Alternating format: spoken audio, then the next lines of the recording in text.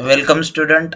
तर आज आपण आपला नवीन चॅप्टर सुरू करणार आहोत. त्या चॅप्टर म्हणजे एल्स इफ. गेल्या लेक्चरमध्ये आपण बघितलं होतं if and if else. Okay, तर याच्यामध्ये आज आपण बघणार आहोत ते म्हणजे एल्स इफ स्टेटमेंट. आता फर्स्ट एल्स इफ स्टेटमेंट ही जी आहे ही कशासाठी यूज करतो हे आपल्याला माहित असलं पाहिजे. ओके, आणि it is a type of conditional statement. Okay, तर एल्स इफ स्टेटमेंट जी आहे ना ती कधी यूज करायची? If we have more than two conditions and more than two statements. Okay, then we can use else if statement. Okay, तर else if statement कधी use करायचं? ज्यावेळेस आपल्याकडे काय असतील, दोन पेक्षा जास्त कंडिशन्स असतील किंवा स्टेटमेंट्स असतील, त्यावेळेस आपण काय करणार? आपल्या एल्स इफचा यूज करणार. ओके, आणि हे त्याचा आपला असेल सिंटॅक्स. आता इथं बघा, आपण एकच एल्स इफ दिले म्हणल्याने एकच काय येणार आहे? कंडिशन येणार आहे असं नाहीये. जेवढे आपल्याकडे काय असतील, कंडिशन्स असतील किंवा स्टेटमेंट्स असतील, तेवढे नंबर्स ऑफ एल्स इफ इथं आपल्याला बघायला भेटणार आहेत. ओके, आणि लास्टला आपल्याला काय असणार आहे? एल्स असणार आहे. फॉर अभी आता आपण काय करू, एक एक्झाम्पल बघू आणि त्या एक्झाम्पल थ्रू आपण समजून घेऊ की नक्की एल्स इफ स्टेटमेंट काय असते, कसं यूज करायचं त्याला.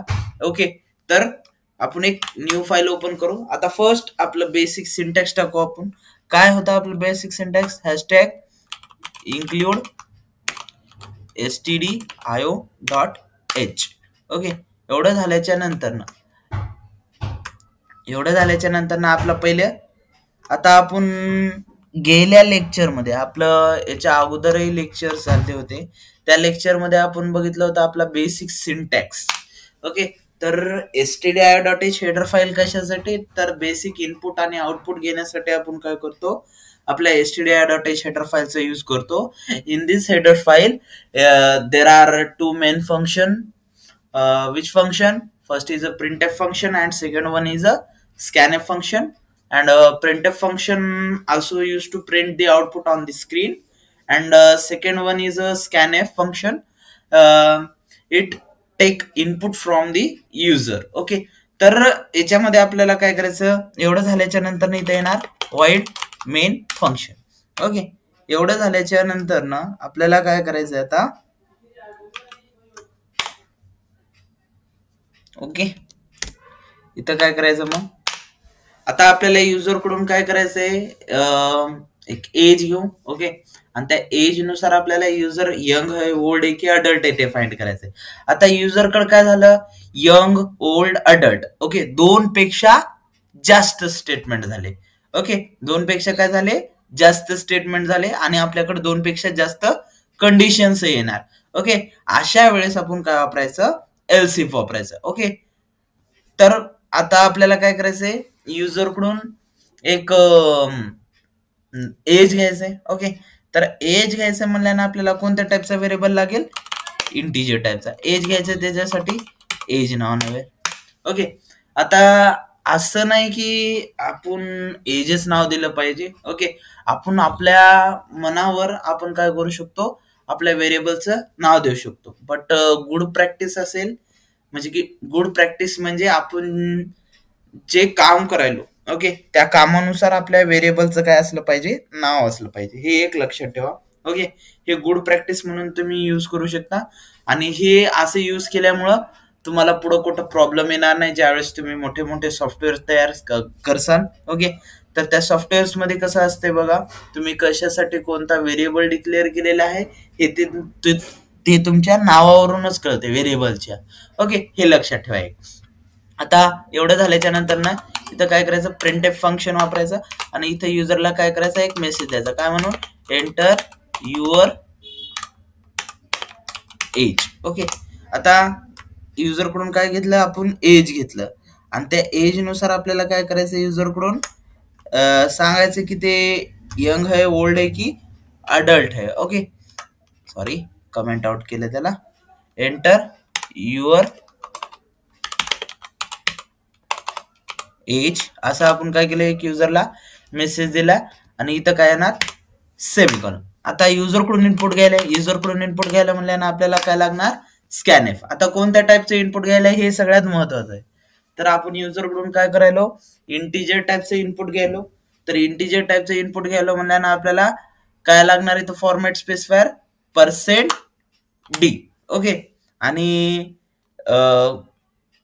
आपलं व्हेरिएबलचं नाव काय होतं, एज होतं. आणि ते आपल्याला कोणत्या तरी ऍड्रेसवर काय करायचं, स्टोअर करायला. त्याच्यामुळे आपल्याला इथं काय येणार, ऍड्रेस ऑफ एज. ओके. एवढं झाल्याच्या नंतर आता आपल्याला काय करायचंय, सिंपल याच्यात एज नुसार आपल्याला सांगायचंय की ते युजर यंग आहे, ओल्ड आहे की अडल्ट आहे. ओके.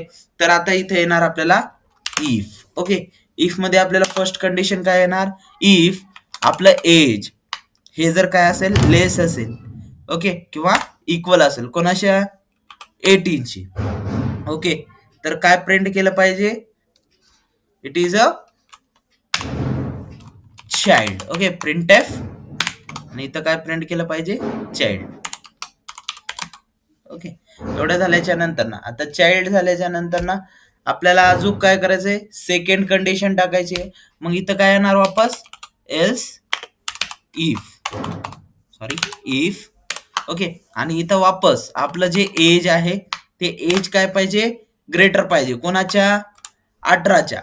आणि अँड आपलं जे एज आहे ते एज काय पाहिजे, लहानही पाहिजे किंवा इक्वल्स पाहिजे कोणाच्या, 25च्या. ओके. आता इथं लॉजिकल अँड का लावलं आपण, because if we have both condition true. Okay. आपल्याला इथं काय पाहिजे, दोन्ही कंडिशन काय पाहिजे, ट्रू पाहिजे. बिकॉज आता इथं लॉजिकल अँड लावलेलं आहे. लॉजिकल अँडची आपल्याला हेच आहे रूल म्हणा तुम्ही. ओके.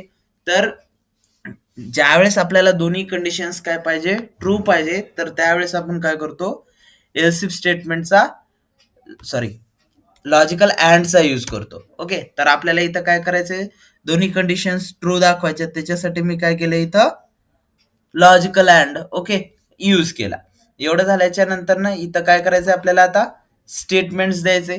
काय स्टेटमेंट देणार याच्यात, प्रिंट एफ. युजर आता काय असेल इथं, यंग असेल. काय असणार, यंग. ओके. सॉरी.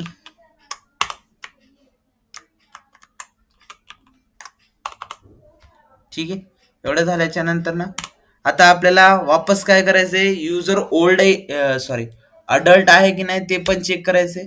ओके. त्याच्यासाठी आपल्याला काय येणार, अजून एक एल्स इफ येणार. ओके. मग मी इथं येणार आणि लगेच वापस एक काय करणार, एल्स इफ टाकणार. आता आपलं जे एज आहे ते एज जर काय असेल, ग्रेटर असेल कोणापेक्षा, 25 पेक्षा.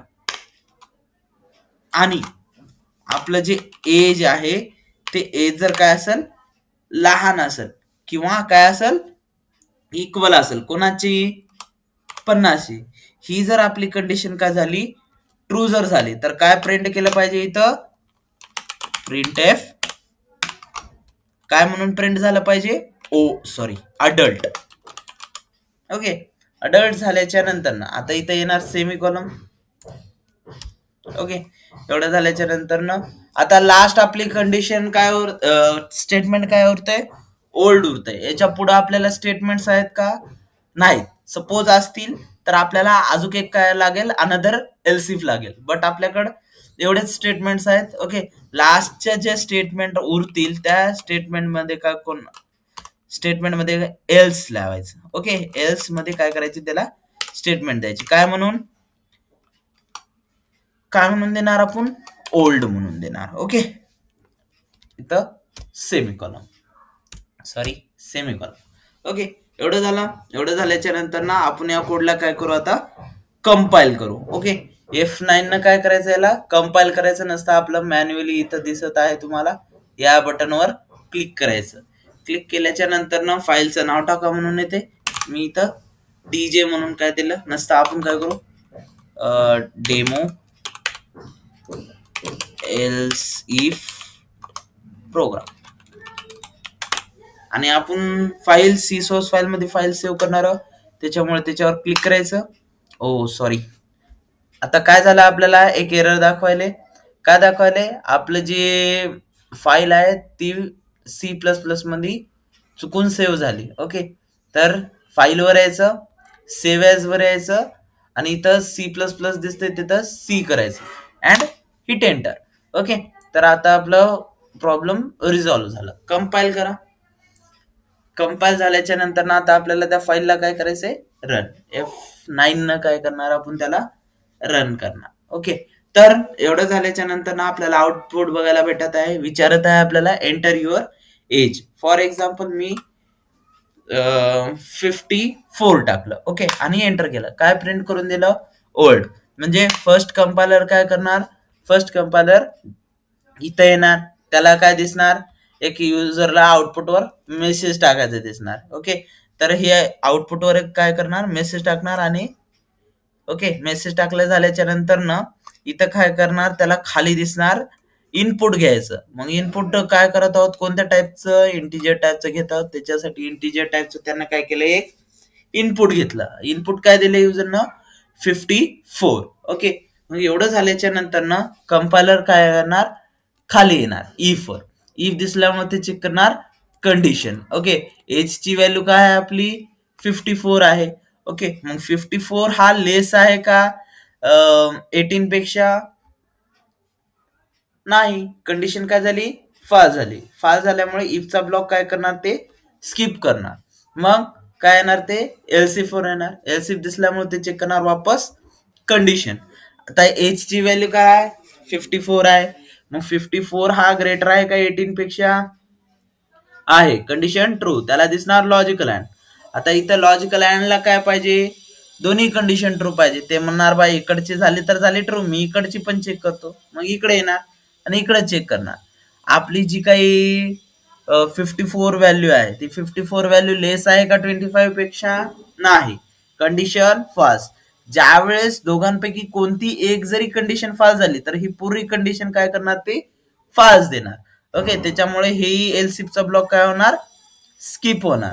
मग ते इथे येणार, इथे चेक करणार. आता एच ची व्हॅल्यू काय, 54. 54 हा ग्रेटर आहे का 25 पेक्षा, आहे. Condition true. लॉजिकल अँड दिसल्यामुळे ते म्हणणार की बा इकडची झाली तर झाली ट्रू, मला इकडची कंडिशन ट्रू पाहिजे. Then it will go next condition. Okay, तर इथं वापस चेक करणार कंडिशन. आता एज ची व्हॅल्यू काय आहे आपली, 54 आहे. ओके, मग 54 हा लेस आहे का 50 पेक्षा, नाही. Condition false. फॉल्स झाल्यामुळे हेही काय करणार, एल्सिफचा ब्लॉक स्किप करणार.